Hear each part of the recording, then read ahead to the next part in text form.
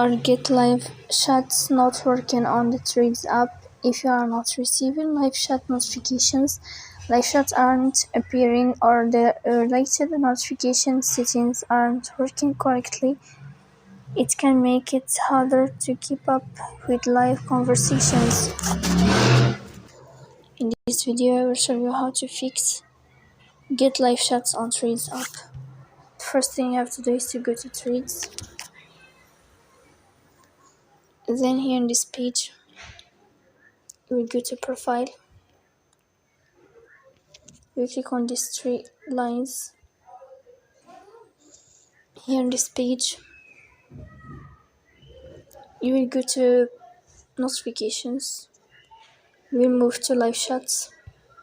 And here you will find, as you see, this sign here off. Then you will click to turn on it. So this is how it works. Don't forget to press the bell icon.